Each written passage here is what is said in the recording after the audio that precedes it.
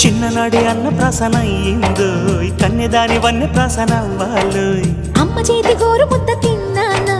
అందగాడి గోటి ముద్ర కావాలో